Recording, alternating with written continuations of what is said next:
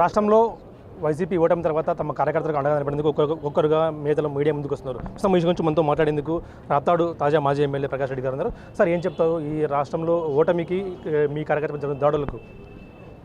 ఓటమికి అనేక కారణాలు ఉండే, ఇంకా విశ్లేషించుకోవాలా. దీన్ని అసెస్ చేయడము కొన్ని గంటల్లో అనేది సాధ్యం కాదు.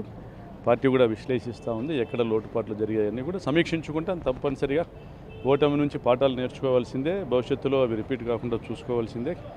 అనేక కారణాలు ఉండొచ్చు. మరి సంక్షేమ పథకాలను అమలు చేసింది 100కి 100 హామీల మేరకు అమలు చేసింది జగనన్న. కాబట్టి అది రుచి చూసిన ప్రజలు ఇంకొక పార్టీ వచ్చి ఇంకా మెరుగ్గా ఇస్తామంటే కూడా నమ్మిండొచ్చు. రాజశేఖర రెడ్డి గారు రైతు రుణమాఫీ చేశారు. అది రుచి చూసినటువంటి ప్రజలు చంద్రబాబు రైతు రుణమాఫీ చేస్తానంటే నమ్మారు. కాబట్టి అమలు చేసేది వైఎస్ కుటుంబము, దాన్ని ఉపయోగించుకొని లబ్ధి పొందింది చంద్రబాబు నాయుడు. ఇది గతంలో జరిగింది, రిపీట్ అయ్యింది. చూద్దాం. ప్రజలకు మంచి జరగాలని కోరుకుంటాం. అభివృద్ధిను సంక్షేమము రెండు జరగాలని కోరుకుంటాం. ఉద్యోగులు కూడా మంచి జరగాలని కోరుకుంటాం. ఎంత మేరకు చంద్రబాబు నాయుడు గారు ఇవన్నీ కూడా సాధించగలుగుతారు వెయిట్ చేస్తాం. అంటే కొంతమంది వైసీపీ నేతలు వ్యాఖ్యానిస్తున్నారు, జక్కాపూడి రాజా వ్యాఖ్యానిస్తున్నాడు, ధనుంజయ రెడ్డి కొంతమంది కోటరీ వల్లే మాకు ఇలాంటి పరిస్థితి వచ్చిందంటూ కూడా ఆయన వ్యాఖ్యానిస్తున్నారు. దీనిపై మీ సమాధానం? అలాగని కాదు, ధనంజయ రెడ్డి ఏం చేస్తారు? ఇప్పుడు ఏదైనా ఫైనాన్షియల్ శాంక్షన్స్ కోసం వెళ్ళినప్పుడు అక్కడ అవకాశం ఉంటే ధనంజయ రెడ్డి గారు రెస్పాండ్ అయ్యి ఉండేవాళ్ళు. అవకాశం లేనప్పుడు రెస్పాండ్ అవ్వడానికి అవకాశం ఉండదు. మరి ఫైనాన్షియల్ శాంక్షన్స్కు సంబంధించినటివి కాకుండా ఏ ఇతరత్ర కారణాలకు సంబంధించి ఇతరత్ర పనులకు సంబంధించి వెళ్ళినప్పుడు ప్రతి ఎమ్మెల్యేకి కూడా ఎంతో కొంత పనులు జరగలేదంటే ఎలా? మేము పేరూరు డ్యామ్కి నీళ్లు తీసుకొని వచ్చాము. ఈరోజు మాకు గార్మెంట్ ఫ్యాక్టరీకి 11.5 ఎకరాల ల్యాండ్ అలాట్మెంట్ చేయించుకున్నాము. మరి దాదాపుగా 160 కోట్లతో డ్రింకింగ్ వాటర్ స్కీమ్ శాంక్షన్ చేయించుకున్నాము. పనులు కూడా దాదాపు 60-70% పూర్తి చేశాము.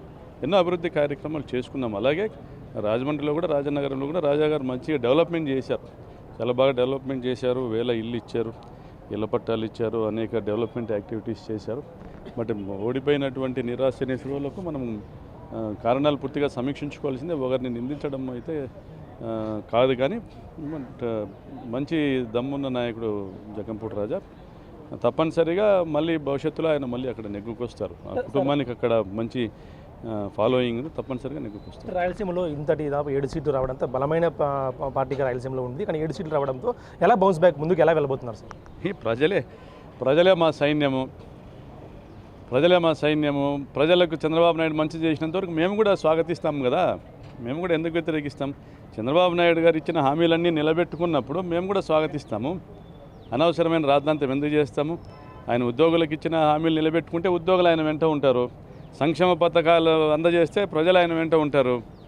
అభివృద్ధి కార్యక్రమాలు చేస్తే చదువుకున్న వాళ్ళు ఆయన వెంట ఉంటారు. మరి ఈ రాష్ట్రంలో అమరావతి నిర్మాణమే ఎజెండాగా పార్టీ నడిపినటువంటి చంద్రబాబు నాయుడు గారు అమరావతి నిర్మాణం పూర్తి చేస్తే కూడా ఆయా ప్రాంతంలోని ప్రజలు, రైతులు, వారి కార్యకర్తలు, వారి సహచరులంతా ఆయనతో ఉంటారు. ఇది ఆయన చేసేదాన్ని బట్టి కదా ముందుకెళ్ళేది. Too early. YSR Congress party పుట్టిందే పోరాటం నుండి. పోరాటమే మా పంద.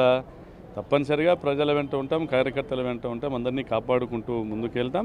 చంద్రబాబు నాయుడు గారి ప్రభుత్వం ప్రజా వ్యతిరేక కార్యక్రమాలు చేస్తే తప్పనిసరిగా తిప్పికొడతాం. సార్, ఫైనల్గా చెప్పండి, మీ మీద కొన్ని సోషల్ మీడియా ట్రోలింగ్ బాగా జరుగుతుంది. గుండు గీచుకుంటారు, మీసం గీచుకుంటారు, ఎప్పుడు తీసుకుంటారంటూ కూడా మీ మీద బాగా ట్రోలింగ్ జరుగుతుంది. దీనిపై ఏమంటారు సార్? ఇప్పుడు గుండు గీచుకుంటానని చెప్పలేదు, కానీ మీసం అయితే తీర్చుకుంటానన్నాను. తప్పనిసరిగా తీర్చుకుంటాను. బట్ రాజకీయ సన్యాసం చేస్తాను, ధర్మవరంలో టికెట్ రాకపోతే అన్నటువంటి పరిటాల శ్రీరామ్ రాజకీయ సన్యాసం చేయాలి. రెండవది, పరిటాల సునీత ఇచ్చిన హామీలన్నీ 6 నెలల్లో అమలు చేయాలి. అప్పుడు తీర్చుకుంటాం. తాత్కాలికంగా రాష్ట్రంలో ఓడిపోయినప్పటికీ ఖచ్చితంగా బౌన్స్ బ్యాక్ అవుతాం, ముందుకు వెళ్తాం, తిరిగి ఖచ్చితంగా అధికారంలోకి వచ్చేందుకు ట్రై చేస్తాము, ప్రభుత్వంలో పోరాటం చేస్తాము. ఖచ్చితంగా మీసం తీపించుకుంటాను, దాని మీద నిలబడతాను. 6 నెలల్లో హామీలన్నీ పూర్తి చేస్తే ఖచ్చితంగా తీపించుకుంటానంటూ కూడా ఘంటాపథకం చెప్తున్నారు రాప్తాడు తాజా మాజీ ఎమ్మెల్యే ప్రకాష్ రెడ్డి. వీడియో ప్రసాద్ తగ్గ బిగ్ టీవీ అనంతపురం నుంచి. For more videos like this, subscribe Big TV channel.